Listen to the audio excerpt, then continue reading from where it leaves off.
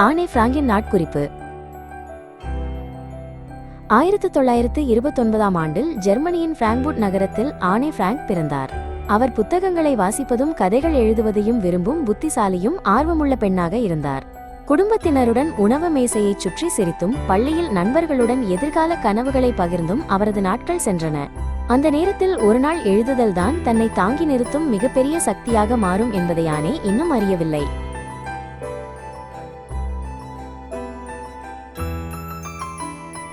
ஆயிரத்து 1933ஆம் ஆண்டில் ஹிட்லர் அதிகாரத்திற்கு வந்தபோது யூதர்களுக்கு எதிரான பாகுபாடும் துன்புறுத்தலும் தொடங்கின. யூதர்கள் என்பதற்காகவே ஆனேயின் குடும்பத்தினருக்கு பூங்காக்களில் நுழைய அனுமதியில்லை. பள்ளி மற்றும் வேலையிடங்களில் கட்டுப்பாடுகள் நாளுக்கு நாள் கடுமையாகின.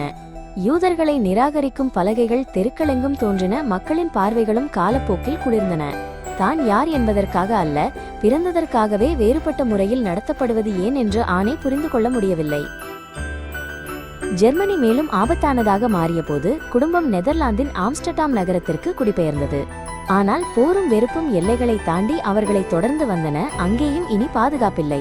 1942ஆம் ஆண்டின் கோடையில் ஆனேயின் சகோதரி மார்கோட்டை தொழிலாளர் முகாமிற்கு வருமாறு கூறிய அறிவிப்பு வந்தது. மேலும் காத்திருக்க முடியாது என்பதை உணர்ந்த குடும்பம் நீண்ட காலமாக தயாரித்து வைத்திருந்த மறைவு திட்டத்தை செயல்படுத்த முடிவு செய்தது. புத்தக அலமாரியாக மறைக்கப்பட்ட ஒரு கதவிற்கு அப்பால் குறுகியதும் இருளானதும் ஆன இடம் தோன்றியது. அங்கே சூரிய ஒளி அரிதாகவே நுழைந்தது. பலர் உள்ளதால் மூச்சுவிடக்கூட கடினமாக இருந்தது. அது ஆனேயின் குடும்பமும் பிற யூத குடும்பங்களும் ஒன்றாக மறைந்திருக்க வேண்டிய இரகசிய பகுதி. இந்த மேல் மாடியில் உலகத்திலிருந்து துண்டிக்கப்பட்ட நீண்ட வாழ்க்கையை ஆனே தொடங்கினார்.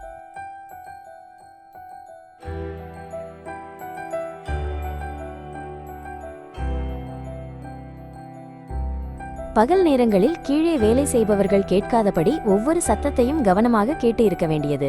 சிறிய சிரிப்போ அல்லது நாற்காலி இழுக்கும் சத்தமோ கூட அனைவரின் உயிரையும் ஆபத்தில் ஆழ்த்தலாம். ஜன்னலின் ஒரு சிறிய பிளவின் வழியாக எதுவும் நடக்காதது போல தொடரும் சாதாரண வாழ்க்கையுள்ள தெருவை ஆனே பார்த்தார். அந்த காட்சி இனி எட்ட முடியாத தொலைவான ஒரு உலகமாக அவருக்கு தோன்றியது.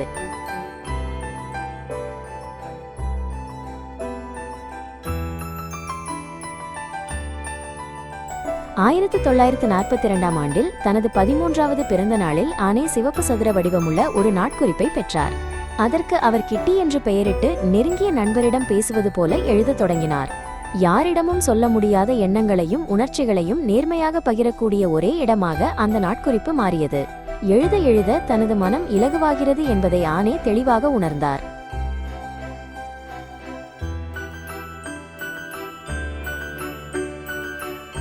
ஆனே தனது பயம், தனிமை, குடும்பத்தின் மீது கொண்ட அன்பு அனைத்தையும் எழுதினார். உடல் குறுகிய இடத்தில் சிக்கியிருந்தாலும் எழுதுதல் அவரை உலகத்துடன் இணைத்தது. வாயால் வெளிப்படுத்த முடியாத உணர்ச்சிகள் வாக்கியங்களாக வடிவம் பெற்றன. ஆனேக்கு அந்த நாட்குறிப்பு ஒரு பதிவு மட்டுமல்ல, அவரது இதயத்தை பாதுகாக்கும் கருவியாக இருந்தது.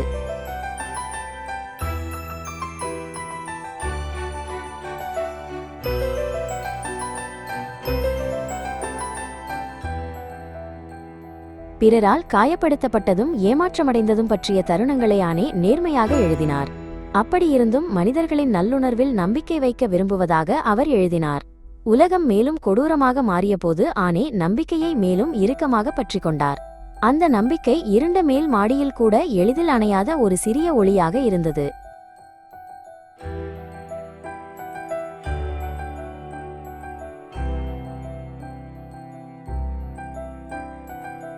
ஆனே தனது நாட்குறிப்பில் எழுத்தாளர் அல்லது பத்திரிகையாளர் ஆகும் கனவை அடிக்கடி எழுதியார். போர் முடிந்தபின் மீண்டும் பள்ளிக்கு சென்று சுதந்திரமாக படித்து எழுத விரும்பினார். குறுகிய இடத்தில் அடைக்கப்பட்டிருந்தாலும் அவரது எண்ணங்களும் கற்பனையும் எப்போதும் எதிர்காலத்தை நோக்கி சென்றன. கனவுகள் எந்த சுவராலும் முழுமையாக சிறைப்பிடிக்க முடியாதவை.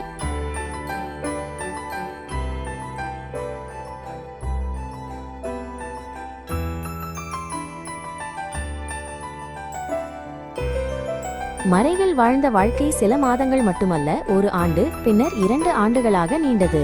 காலம் செல்ல செல்ல பதற்றமும் கவலையும் அதிகரித்து ஒன்றாக வாழ்ந்தவர்களுக்கிடையிலான மோதல்களும் பெருகின.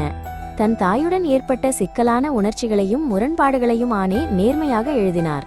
அவரது எழுத்துகள் ஆழமடைந்தன, எண்ணங்களும் விரைவாக முதிர்ந்தன.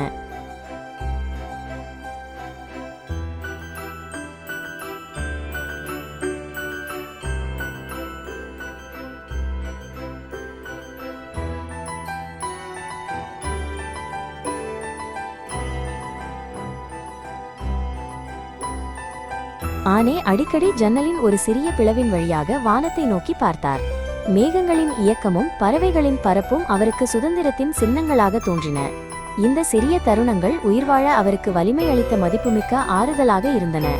ஆனேக்கு வானம் நம்பிக்கை முழுமையாக மூடப்படவில்லை என்பதற்கான சான்றாக இருந்தது.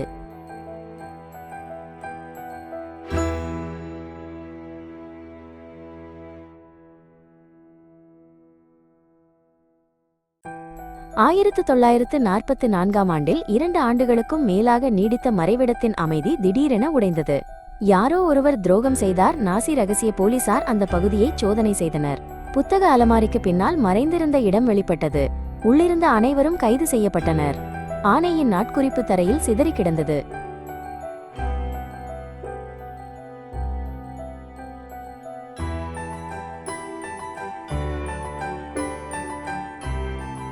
ஆனே மற்றும் அவரது குடும்பம் வெஸ்டபோர்க் வழியாக ஆஸ்விட்ஸுக்கு அனுப்பப்பட்டனர்.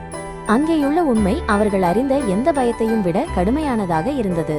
பசி, குளிர், நோய் ஆகியவை ஆனேயின் உடலை நாளுக்கு நாள் மேலும் பலவீனப்படுத்தின. நாட்குறிப்பு இனி தொடர முடியவில்லை.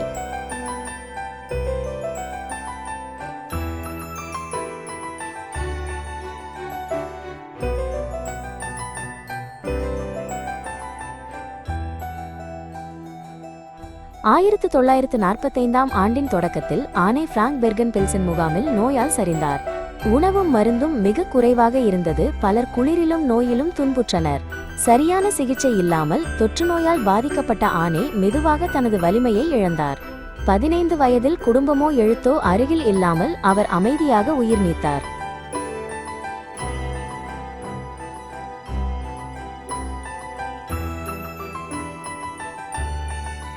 போர் முடிந்தபின் அவரது தந்தை ஒட்டோ பிராங்க் மட்டுமே உயிருடன் திரும்பினார். மகளின் நாட்குறிப்பை வாசித்த போது முன்பு அறியாத ஆழமான உள்ளுலகத்தை அவர் கண்டார். அனைத்தையும் அப்படியே வெளியிட முடியாததால் சில பகுதிகள் நீக்கப்பட்டோ திருத்தப்பட்டோ இருந்தன. அப்படியிருந்தும் ஆனேயின் கதை உலகுடன் பகிரப்பட வேண்டும் என்று ஒட்டோ முடிவு செய்தார்.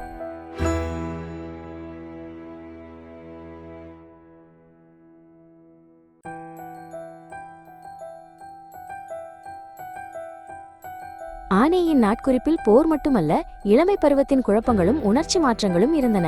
தன் உடலில் ஏற்பட்ட மாற்றங்களையும் தாயுடன் ஏற்பட்ட முரண்பாடுகளையும் அவர் நேர்மையாக எழுதினார். இந்த தனிப்பட்ட பகுதிகள் முதல் பதிப்பில் வெளியிடப்படவில்லை. ஆனாலும் ஆனே எவ்வளவு உண்மையான எழுத்தாளர் என்பதை தெளிவாக அவை காட்டுகின்றன.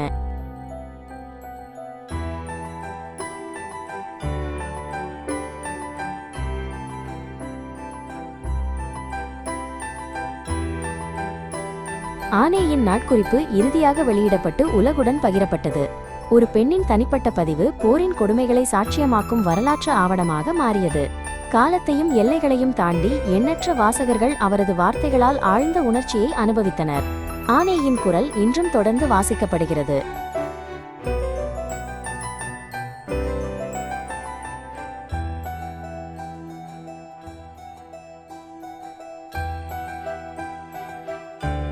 ஆனே பிராங்க் குறுகிய வாழ்க்கையே வாழ்ந்தார்.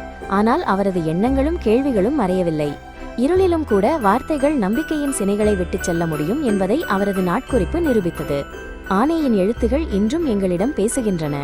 நாம் என்ன நினைவில் கொள்ள வேண்டும், எவ்வாறு வாழ வேண்டும் என்று அவை எங்களை கேட்கின்றன.